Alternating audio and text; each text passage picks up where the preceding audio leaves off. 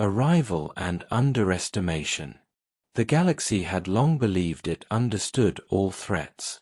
Civilizations that spanned thousands of light-years, wielding weapons capable of annihilating planets, looked down upon humanity as a minor anomaly, a primitive species confined to a small, blue world on the edge of explored space.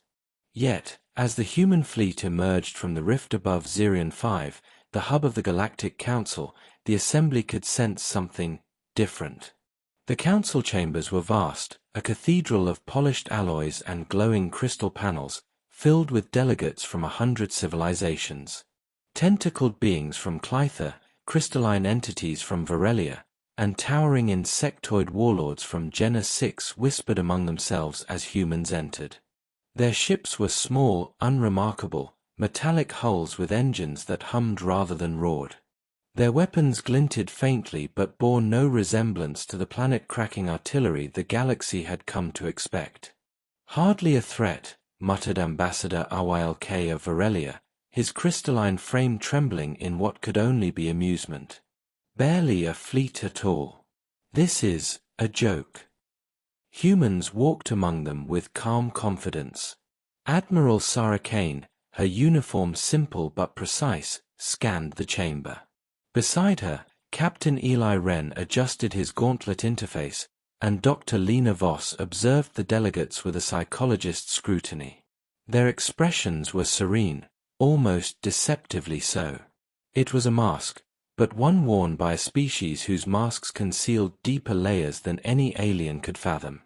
The opening speeches were polite, almost ceremonial. Humans introduced themselves as explorers seeking membership in the Galactic Council.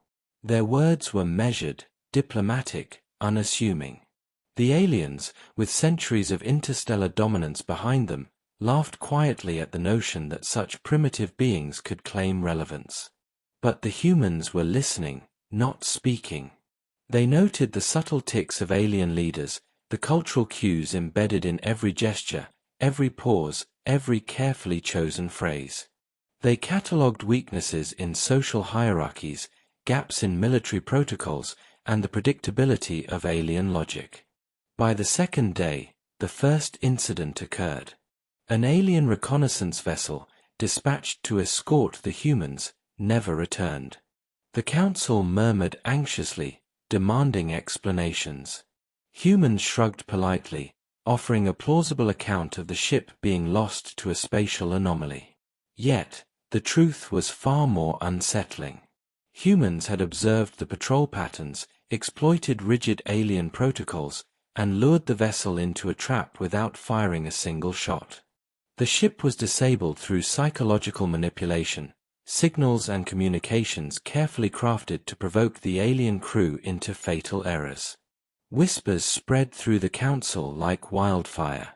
Some attempted to dismiss it as coincidence or misfortune.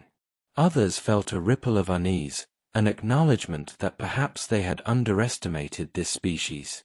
Admiral Kane convened a private council aboard the flagship Resolute. "They judge us by what they see, metal, engines, weapons," she said, her voice firm. "They do not see the mind behind it. That is our advantage. That is our weapon." Dr. Voss added, her eyes cold but insightful, "They are predictable. They think in hierarchies and rules. We think in possibilities. Every expectation they have of us, we can exploit." Captain Wren leaned against the console, a shadow of a grin crossing his face. "And they'll never see it coming. Not until it's too late." Back in the council chambers, tensions were rising. Ambassadors argued vehemently. "Contain them," shouted a Varelian delegate. "They are dangerous, even without advanced technology." Another voice countered, "No, they are insignificant. Our fleets are more than sufficient." The humans did not respond. They did not need to. The seeds of fear had already been sown. Across the galaxy, the legend of a species underestimated by all, yet capable of unseen cunning, had begun. As the meeting adjourned, Kane gazed at the stars beyond the chamber windows. "They don't understand us," she said quietly. "And that is exactly how we want it." In that moment, humanity's place in the galaxy was not yet secure, but its path was clear. The Council believed they were dealing with a minor threat. They were wrong. The galaxy had seen humans arrive, but it had not yet realized that the cruelest weapon humanity wielded was not their technology, but their mind.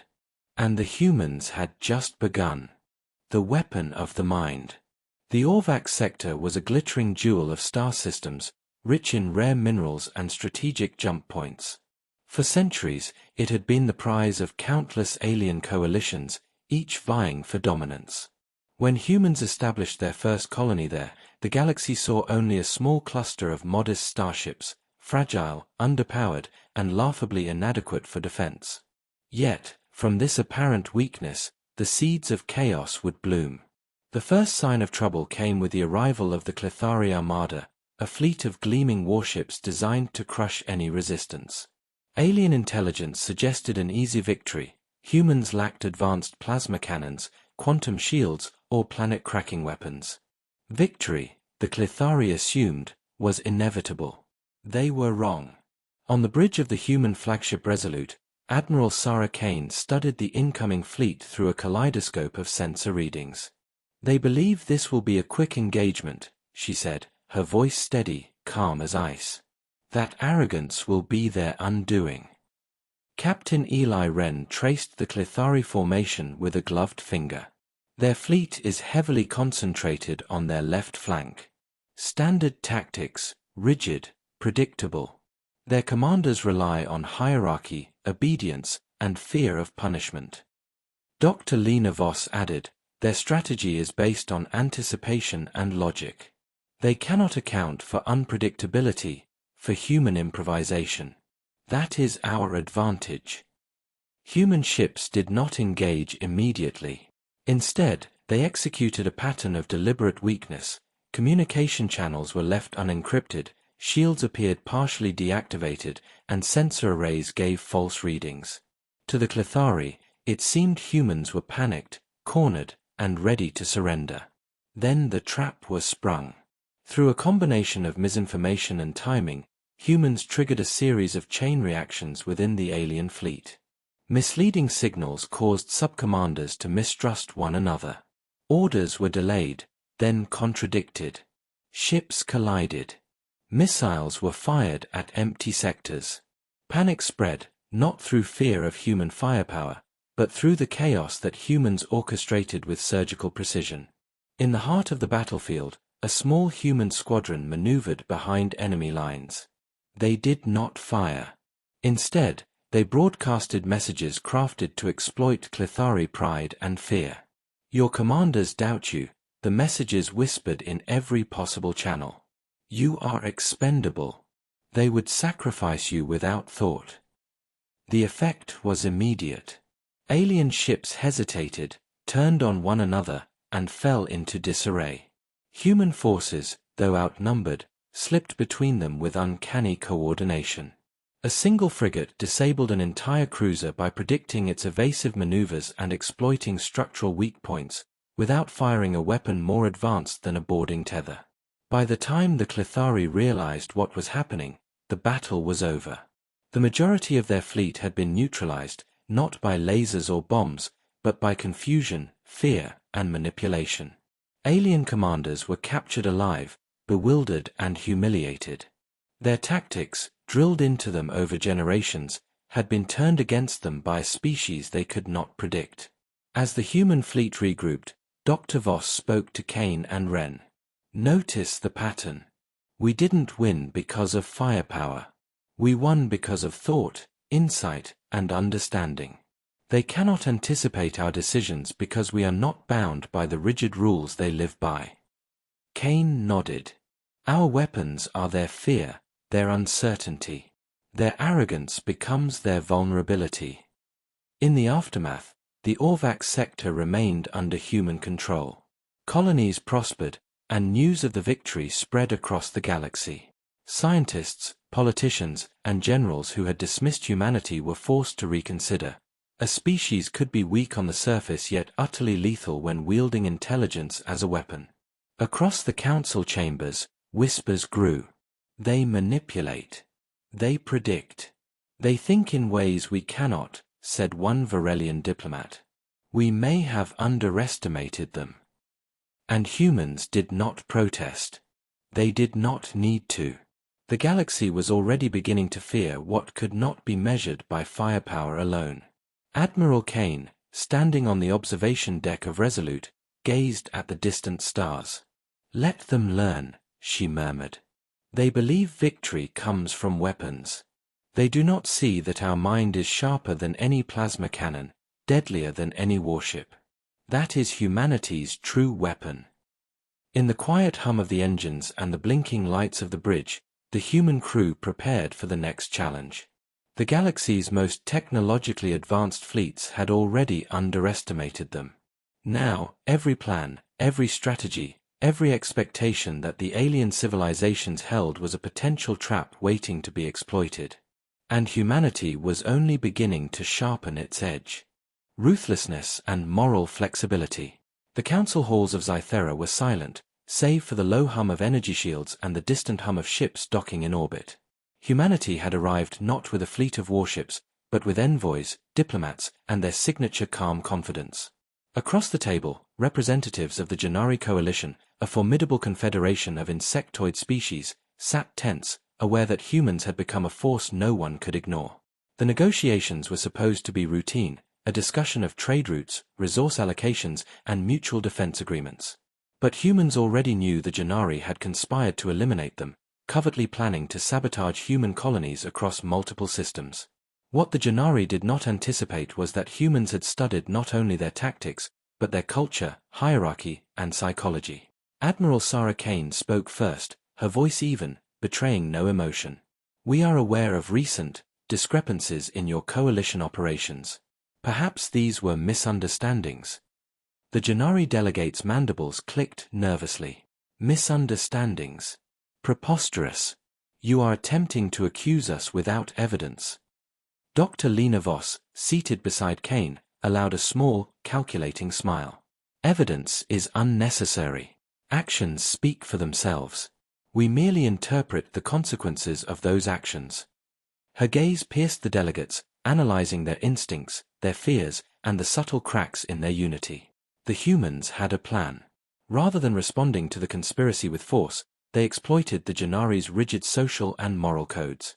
Humans understood that loyalty, honor, and fear of disgrace governed the coalition far more than strategy or numbers.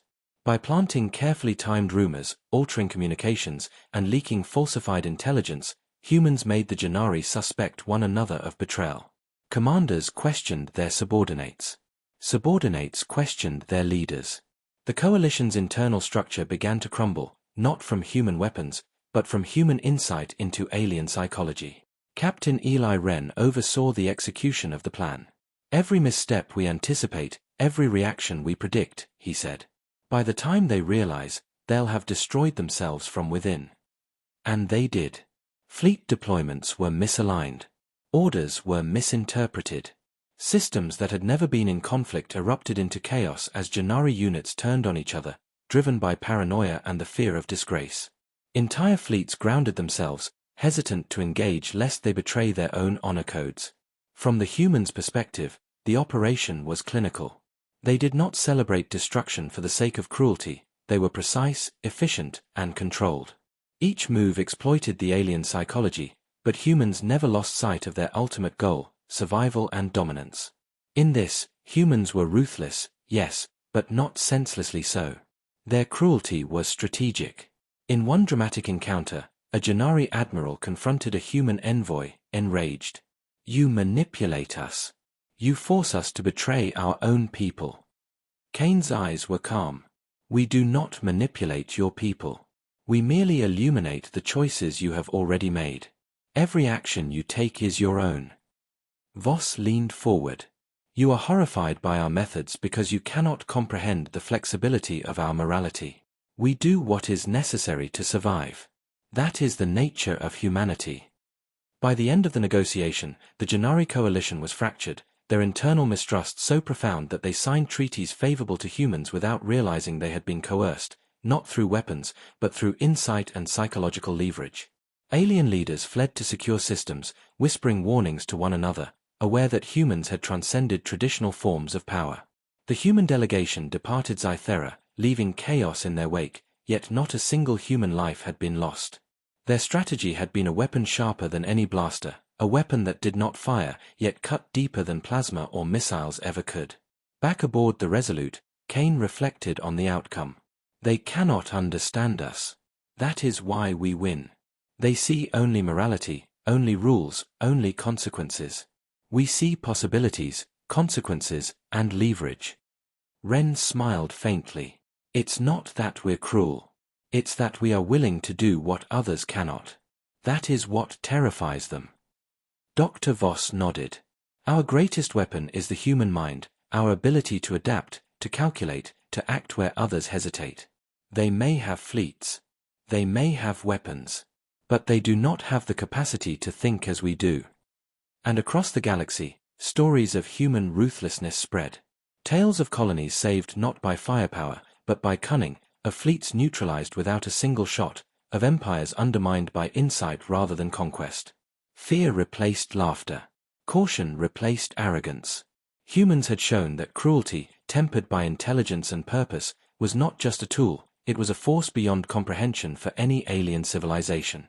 For the first time, the galaxy understood something crucial. Humans could be unpredictable, ruthless, and uncompromising, but they were also efficient, adaptable, and utterly unstoppable when their survival was at stake. And the humans themselves, calm and collected on their bridge, understood something even more important. They had only begun to sharpen their greatest weapon yet. The galaxy learns the lesson. The Galactic Council had convened once more on Zirion 5, but this time the atmosphere was tense, fractured, and uncertain. The once proud representatives of countless civilizations no longer whispered with confidence, they murmured with fear. Across the galaxy, the stories of humanity's cunning and ruthlessness had spread like wildfire. Entire fleets had been neutralized without a single advanced weapon fired. Coalitions had collapsed from internal strife. Strategic planets were now under human influence, not because of firepower, but because no species could predict what a human would do next. Admiral Sarah Kane walked calmly into the council chamber, flanked by Captain Eli Wren and Dr. Lena Voss. The room fell silent. Aliens studied the humans with a mixture of awe, suspicion, and dread. Their voices, once loud with arrogance, now trembled as they tried to form words. A Varelian delegate, crystalline facets glittering nervously, finally spoke. Humans, you claim you come in peace, yet your influence spreads without resistance. Your victories are unprecedented. How do you do it? Your ships are inferior, your weapons primitive. Kane's expression was calm, almost serene. You misunderstand, she said. Our ships, our weapons, they are tools. Useful, yes, but not decisive. What you call victories are the result of understanding, adaptation, and strategy. Our greatest weapon is the human mind. Murmurs swept through the chamber. Some delegates shook their heads, refusing to believe it.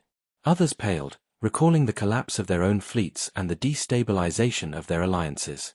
For centuries, the galaxy had relied on technology, hierarchy, and rigid rules to maintain dominance. Humans had shattered all of it, without needing superior tech. Dr. Voss stepped forward. Your greatest mistake was underestimating us. You believed technology alone determines power. You believed rules, honor codes, and morality were shields against all threats. You were wrong. Humans act with moral flexibility, predictability is meaningless to us, and we exploit opportunity wherever it arises. That is why no strategy you employ will ever guarantee success against us. A Clithari general, tentacles twitching with tension, finally spoke, his voice sharp but shaken. You are not just cunning. You are ruthless. We have never faced a species capable of bending morality to survival, of turning honor against itself. Your cruelty is efficient. Your mind is lethal. Captain Wren smiled faintly. We do not seek cruelty for its own sake, he said. We act to survive, to protect our people, to ensure our place in the galaxy. It is only in your eyes that we seem ruthless. That is your perspective. That is your limitation. The council fell silent again. Aliens exchanged uneasy glances. Across the galaxy, leaders had begun to reconsider old assumptions. Systems once thought secure were now vulnerable to human insight. Fleets once considered invincible had been neutralized by deception, foresight, and strategy. Humanity's rise was not an accident, it was inevitable.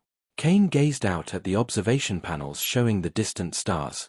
"We did not come to conquer," she said quietly. "We came to survive, to thrive, and to ensure our future. You may fear us, but understand this, we are not reckless. We are deliberate. Every move is calculated. Every choice is a weapon in itself." The chamber remained tense, but a grudging acknowledgement began to emerge. A Varelian elder, who had opposed humanity from the start, spoke carefully. "Perhaps we have misjudged power. Perhaps it is not the strength of weapons, nor the size of fleets, but the mind and will behind them that determines dominance." Kane inclined her head slightly. "Precisely. Humanity's cruelest weapon is not technology, not fleets, not firepower. It is the ability to see possibilities where others see constraints, to act decisively when others hesitate, and to survive when others would perish. That is why humans endure. That is why humans prevail." The meeting adjourned, but the message lingered in every mind present. Across the galaxy, civilizations re-evaluated alliances, strategies, and assumptions. The era of arrogance, of believing that dominance could be measured by firepower alone, had ended. Humans had shown that survival, cunning, and moral flexibility were weapons no laser, no warship, and no AI could match. As the human delegation departed Zerion 5, Admiral Kane, Captain Wren, and Dr. Voss stood together on the bridge of Resolute, watching stars streak past the hull. Humanity's rise had only just begun. The galaxy had learned a lesson it could not unlearn: underestimate humans at your peril. And in that quiet moment, Kane whispered, almost to herself, "We did not conquer the galaxy with weapons. We conquered it with the mind. And the galaxy will never forget it."